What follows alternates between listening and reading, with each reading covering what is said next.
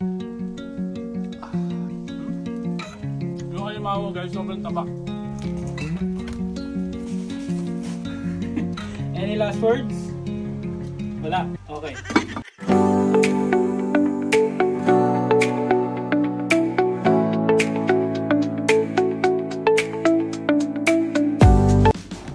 At eto na nga guys, tayo ay magpapatuloy sa ating next episode.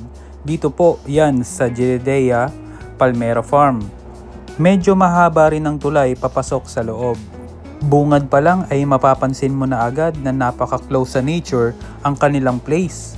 Malaya ang mga alaga nilang hayop dito kung saan nila gustong pumunta. So meron silang rules and regulations. Jedediah Palmera Farm.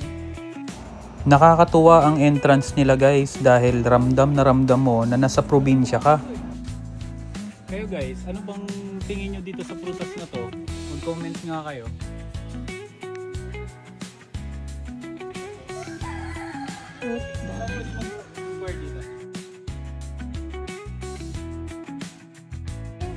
Magluluto kayo, talaga lang? Abo, iyaw-iyaw lang. Ganun. Salamat po. Saan po may malakas na wifi? Ayan. Ito po. Yung ihawan po saan po? Dito, sa likod po. Pag gusto nyo po magluto, sa likod may tungkol din po kami. Ito guys, oh. Meron silang mga cottage. Kasi meron silang pool. Oh. Meron dito up and down. Ayun guys, may ihawan na tayo. Alas 10 na po yan ng umaga, kaya kailangan na po natin mag-prepare ng makakain. Itong mga nabili natin sa bayan. Alimango, liempo. Imamarinate pa nga natin to eh. Marinate lang natin ng konti kasi nagahol na tayo sa oras. Dito yun sa crab. I-marinate lang natin dyan yung liempo.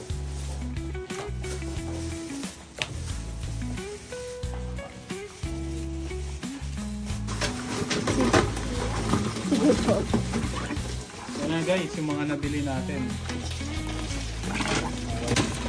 Gusto namin piliin sana yung babae, mga babae na alimango kasi syempre yun yung mataba. Grabe, ang lalakas nila guys. Huwag lang talaga makabitaw to sa nilang tali. Kundi ihari na talaga. Happy birthday to me. Sorry na! Okay. So ngayon guys, lagyan na natin siya ng tubig. Simple lang naman ang pag-marinate nito. Dahil sobrang quicky lang ng pagpunta natin dito. Dapat talaga, kahapon pa kami may liempo. Hindi tayo pinalad. Hindi tayo napagbibigyan. Pero okay lang yun. Naniniwala naman kami na makakuha pa rin tayo ng liempo. Ubusan talaga sa palengke. Priority talaga nila yung isang slab. Eh, yung bibiliin ko 1 kilo lang. So naiintindihan ko naman. Ngayon guys, lagyan na natin ang kalamansi. Pag wala kayong panala, kamay na lang talaga ang ano natin. So, tingin ko, asin okay na, agamin. So, ganyan na lang muna ang ating, alam mo kulang natin paminta. Paminta! May paminta kayo, sir? Kaya natin ang tubig guys. Grabe, feeling ko matataba itong mga alimango na to. Good shit. Good shit. Any last words?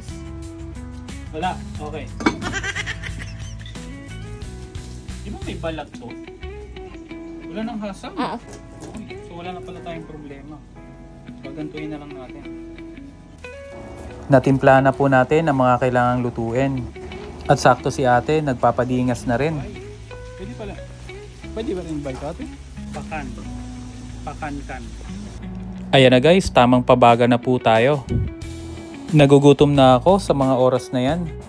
At grabe guys, na-miss ko talaga yung mga ganitong trippings. Inabutan nga po pala kami ng ulan guys. Pero tuloy pa rin ang cooking session. Ano kayo maho guys, sobrang taba. At ayan na, naluto na ang ating for today's lunch. Wow! Alam nyo guys, pwede rin kayo magpaluto sa kanila. Meron din po silang kusina dito na nag-o-offer ng iba't ibang food.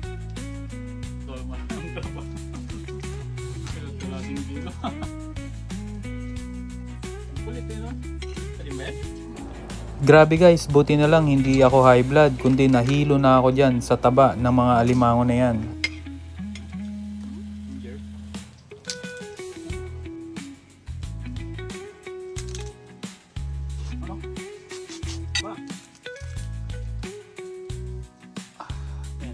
Heaven. Puno na ang tiyan ko niyan sa mga oras na yan. Sobrang taba. Halos lahat ng mga crab na nabili namin mataba. Kahit lalaki mataba. Pag ginanon mo siya, Okay guys, at ito po ang mga nangyari sa ating cooking episode. At sa next part naman po ay susubukan po namin magkayak. So stay tuned lamang po hanggang sa muli. Yes sir!